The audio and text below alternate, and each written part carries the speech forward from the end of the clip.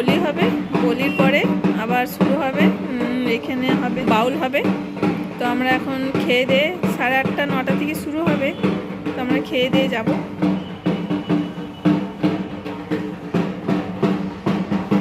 আজকে তো বৃষ্টিটা পড়েনি, কালকে অনেক কিছু দেখাচ্ছিল কিন্তু বৃষ্টিটা পড়ছিল, সেই জন্য বাইরে কেউ এতটা যেতে পারেনি।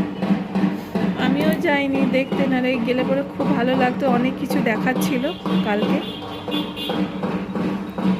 তো আমরা খেয়ে নিই, তারপর তোমাদেরকে মন্দিরটা দেখাবো, কোথায় আমাদের ধর্মরাজের মন্দির আছে।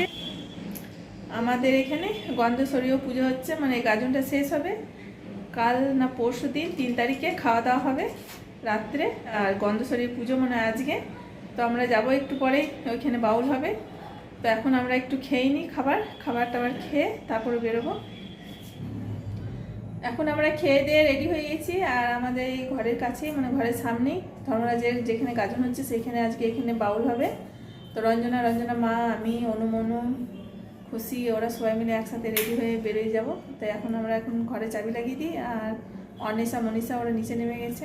চলো যাই, তোমাদের দেখাবো ধর্মরাজ ঠাকুর। এই তো আমরা সবাই মিলে এখন বেরিয়ে গেছি যাওয়ার জন্য। তাই আমাদের সামনে তো লাইট আগে সব লাগিয়েছে।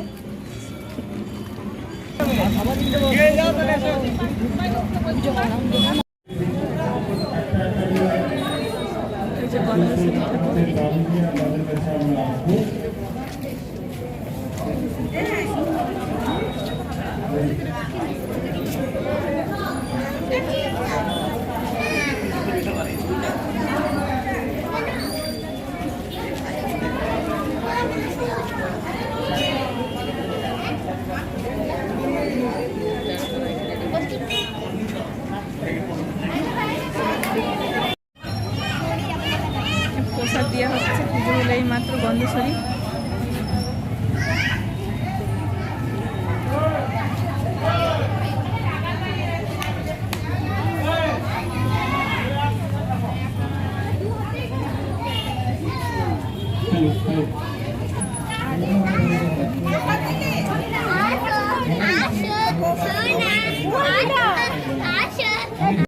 সবাইকে বলছি, অনুরোধ করছি একটু করতালি দিয়ে সাহায্য করবেন প্লিজ।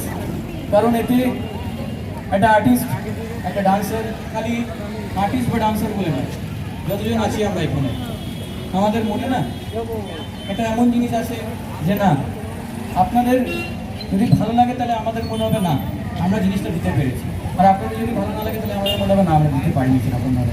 তো প্লিজ সবাইকে বলছি একটু করতালি দেবেন। চলুন দেখে নিই পরে নৃত্য পরিবেশন।